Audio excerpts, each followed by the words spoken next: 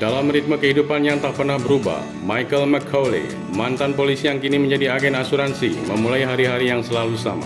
Bangun pagi, sarapan seadanya, berpamitan pada istrinya, Karen, dan anaknya, Danny. Lalu berangkat naik kereta komuter menuju kantornya di Manhattan.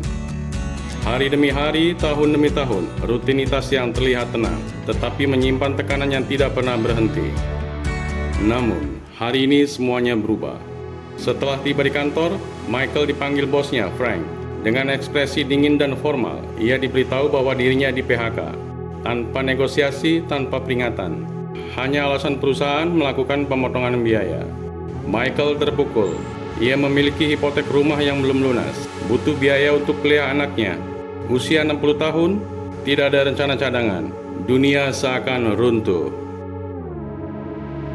Dengan langkah lunglai, ia mampir ke sebuah bar karena sudah berjanji bertemu dengan teman lamanya di kepolisian, Murphy, minum bir dan bercerita tentang masalahnya. Di tempat itu dia juga bertemu dengan teman lainnya, David Hawthorne, atasan Murphy.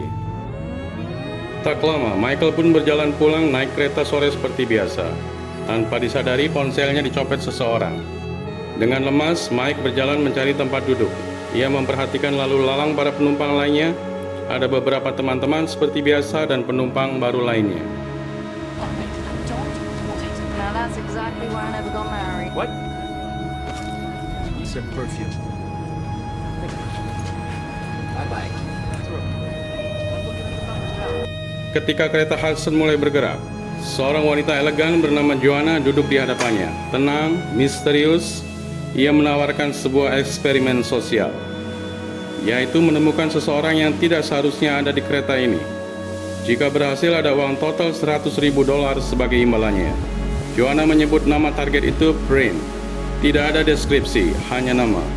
Prin membawa tas yang tidak boleh sampai ke pemberhentian akhir. Dan $25.000 sudah disediakan di toilet gerbong 2. Lalu ia turun sebelum Michael sempat bertanya. Michael mengira itu candaan, tapi kemudian ia menemukan amplop berisi $25.000 tunai tersembunyi di toilet kereta. Amplop itu benar-benar ada. Tugas itu nyata. Mike heran, senang, tapi tanpa ia sadari hidupnya sedang masuk perangkap. Michael mulai menjalankan tugasnya. Ia akan menganalisa setiap penumpang. Ia bertanya pada kondektur tiket kereta, Jimmy, namun nihil. Lama dia mengamati setiap penumpang. Kemudian terjadi hal aneh. Saat hendak turun dan melupakannya, Michael dicegah seseorang yang memberinya amplop ancaman. Saat dibuka, ternyata cincin kawin istrinya. Michael shock. Sekarang ia sadar dia dijebak. Karena ponselnya hilang, Michael segera meminjam ponsel Tony temannya untuk memastikan keluarganya baik-baik saja. Namun tidak ada sinyal. Mike menghampiri temannya, Walt, yang akan turun di stasiun berikutnya, meminjam korannya dan diam-diam menulis pesan supaya menghubungi polisi. Karena istrinya tetap tidak bisa dihubungi, dia menghubungi teman lamanya Murphy di kepolisian. Sayang ia hanya bisa menyampaikan pesan via voicemail. Di stasiun 125th, Walt, teman Mike, pun turun dengan pesan Mike di koran. Naik seorang pemuda bertato di lehernya dengan tergesa-gesa membawa tas besar. Timbul kecurigaan Mike. Tiba-tiba Mike mendapat telepon, bukan dari istrinya atau Murphy, tapi dari Joanna yang mengancamnya supaya tidak melanggar kesepakatan dan jangan mencoba untuk menghubungi polisi. Mike pun diminta untuk melihat temannya Walt yang akan menyeberang untuk menemui polisi. Namun naas, seseorang dengan sengaja mendorongnya hingga ia tewas tertabrak bis. Mike tersentak, tak punya pilihan, ia harus menemukan Prin atau keluarganya jadi korban. Joanna lalu memintanya untuk menaruh GPS yang berada di saku Mike pada orang yang berinisial Prin. Mike melanjutkan pencarian. Dia mencari orang yang menuju ke pemberhentian Cold Spring, Zone 7. Mike menandai siapa saja penumpangnya. Satu persatu dicari infonya.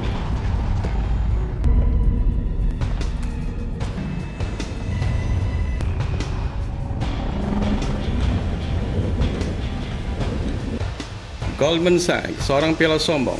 Tas yang dibawanya hanya terlihat ponsel dan laptop. Gwen, wanita cantik bertindik. Tas yang dibawanya berisi ratusan identitas palsu. Nothing. Can you just stop it? Eva, wanita cantik yang dicek sama petugas kereta, tidak sempat membuka tasnya karena ia berteriak marah saat akan digeledah. Ini menimbulkan kecurigaan pada Mike kalau Prin adalah si perawat Eva. Dylan, pemuda bertato yang mendengar keributan, bergegas keluar. Hal ini juga menimbulkan kecurigaan Mike, dan Mike memutuskan untuk membuntuti Dylan terlebih dahulu. Namun belum sempat dimintai keterangan, Dylan langsung menyergap Mike hingga terjadi perkelahian seru. Karena kalut, Mike diam-diam meninggalkan GPS ke tas Dylan, menandainya sebagai print. Karena terjadi kericuhan, para penumpang mulai curiga dan ketakutan. Michael tampak seperti orang gila, padahal ia sedang berjuang menyelamatkan keluarganya. Kemudian Michael dihubungi Murphy dan bercerita panjang mengenai kejadian ini. Lantas Murphy memberi info bahwa Prin adalah saksi kasus terbunuhnya pegawai tata kota yang diduga bunuh diri. Mike sekarang paham, Prin dicari karena membawa bukti, saksi yang akan mengungkap kasus korupsi besar. Jadi Joanna dan kelompoknya bukan mencari untuk melindungi, tapi untuk membungkamnya selamanya. Keadaan semakin runyam ketika Mike mengetahui kalau Dylan tewas terbunuh. Mayatnya ditaruh di bawah lantai kereta. Saat mengetahui kalau dia adalah orang FBI, Mike kaget. Ada pembunuh di kereta ini. Joanna pun menelpon dari ponsel Dylan, mendesak Mike agar cepat menyelesaikan misinya. Karena dia tahu kalau Dylan adalah korban salah sasaran. Prin masih hidup. Masuk stasiun Tarrytown, Joanna meminta Mike untuk bersembunyi karena kereta dicegat dan akan digeledah para pelantas. Karena ada laporan bahwa terjadi kekacauan di kereta. Tiada pilihan, Mike bersembunyi di sebelah mayat Dylan. Namun sial, dia malah terkunci.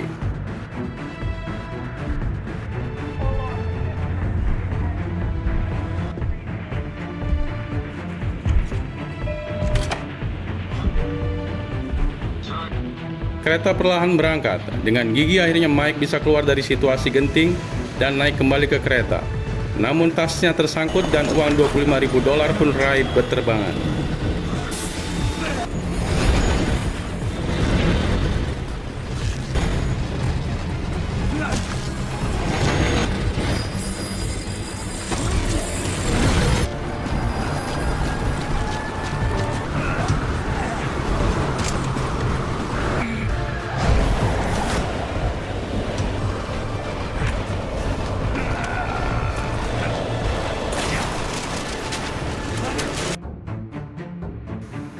Sesaat Mike memutar otak, berpikir cepat. Cara satu-satunya mereka harus dikumpulkan di satu gerbong. Aliran AC diputus, menyisakan satu gerbong ber-AC di belakang.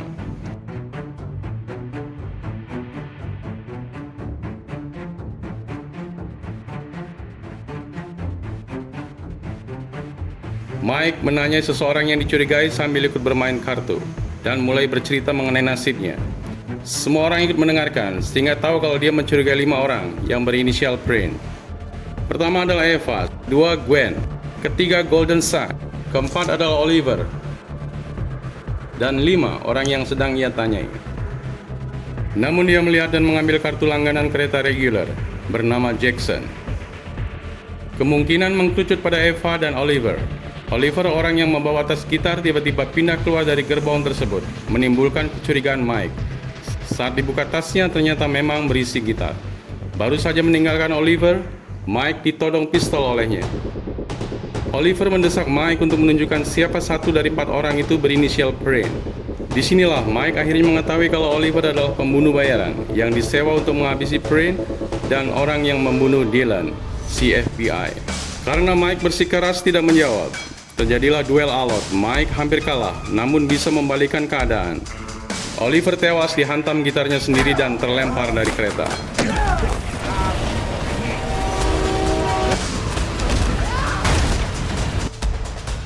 Joanna menelpon kembali, memberitahu Mike kalau waktunya hampir habis dan menyuruhnya cepat menghabisi Prin atau keluarganya akan dibunuh sekarang. Mike makin stres. Dia tidak mau membunuh siapapun. Di stasiun Garriton, Mike melihat Golden Sack sang pialang turun. Tinggal satu nama, Eva. Mike mengancam dan menyita ponsel Eva. Setelah melihat isi percakapan di ponsel tersebut, Mike pun meminta maaf. What are you doing? I'm in the phone.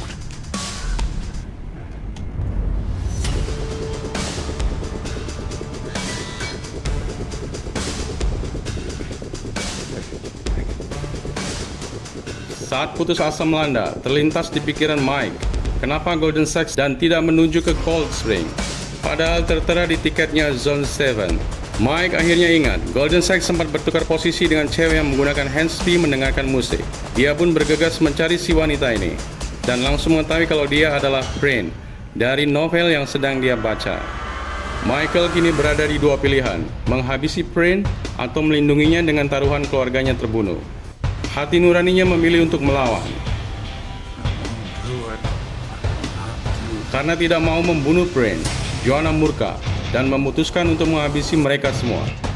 Ternyata komplotan mereka telah mensabotase kereta. Sistem rem dirusak, masinis dibunuh di kabin. Kereta melaju dengan kecepatan tinggi melewati Cold Spring dan akan melewati belokan curam Beacon.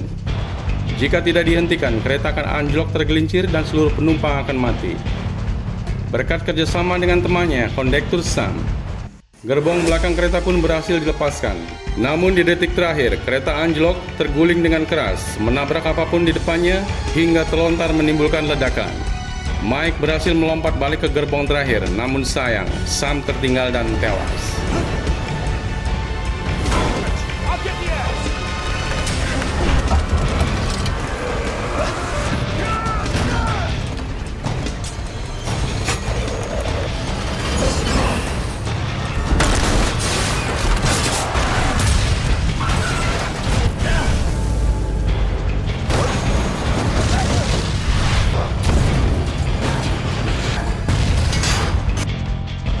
Karena kecepatan terlalu tinggi, gerbong terakhir pun ikut anjlok dan terguling juga. Gerbong rusak, namun semua penumpang selamat. Dengan pengalamannya sebagai mantan polisi, Michael mengambil alih situasi. Ia memaksa semua penumpang untuk tidak keluar dan segera menutup jendela kereta, mencegah kemungkinan ada penembak jitu pemburu Prin, sampai polisi datang. Why are we doing this, Mike? Just do it! We don't know who's what! They're trying to kill us all! You alright? Di momen inilah Mike meminta Prin yang bernama asli Sofia untuk bercerita. Prin adalah sepupu sekaligus saksi mata terbunuhnya Enric, pegawai ahli tata kota yang diberitakan tewas bunuh diri. Ricky dibunuh karena dia banyak mengetahui data mengenai korupsi para pejabat. Namun mereka tidak berhasil menemukan alat bukti berupa harddisk yang sebelumnya diselamatkan Prin untuk diserahkan ke FBI. Prin tidak mau menyerahkan ke polisi karena yang membunuh Ricky adalah polisi. Mike tersentak. And he says something about being noble. Why didn't you call the police? I couldn't call the police. The men who killed him were cops. Polisi dan FBI pun datang dan segera mengepung kereta. Kapten David Hawthorne meminta Mike yang dianggap sebagai pembajak dan penyandera penumpang untuk menyerahkan diri. Mereka mengirim Murphy, teman Mike, untuk bernegosiasi. Akhirnya disepakati untuk bertukar dengan beberapa penumpang. We got sound on Lieutenant Murphy.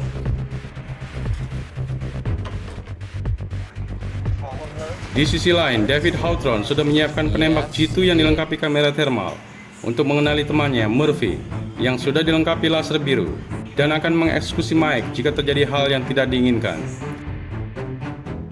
Murphy segera masuk dan mencoba untuk meyakinkan Mike untuk menyudahi semua ini, namun Mike tidak bergeming karena keselamatan Prin terancam jika diserahkan ke polisi.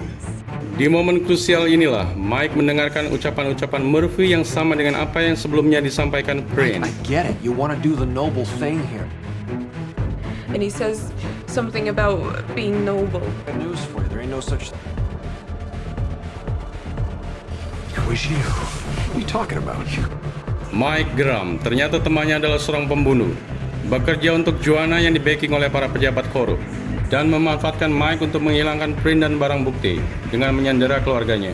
Ponsel Murphy berdering, dia tahu Joanna akan menanyakan Prin. Sebelum diangkat, dia meminta Mike menyerahkan senjatanya, karena diancam jika dia bilang Prin belum dihabisi, maka keluarga Mike yang akan dihabisi saat itu juga. Mike tidak punya pilihan. Murphy pun menjawab Joanna kalau Prin sudah selesai. We're good. Namun, tiba-tiba Murphy menodongkan pistol kembali akan membunuh Prin. Di momen heroik, semua penumpang pun mengaku bernama Prin. All right, who's Prin? Who's Prin? Me. I'm Prin. I'm Prin. I'm the witness. I'm Prin. I'm Prin. I'm Prin, and I know what you did your best. Murphy bingung. Segera Mike melawan berusaha merebut senjata. Terjadi duel sengit di antaranya. Mike tersungkur dan Murphy akan menembak Prin. Terdengar suara tembakan dari luar. Murphy tumbang, tewas. Ternyata Mike berhasil mencabut dan memegang alat yang dikenakan di baju Murphy agar dikenali sebagai teman oleh para penembak jitu di luar. Sehingga penembak jitu menembak Murphy yang dikira You Mike. have a shot. Target is clear.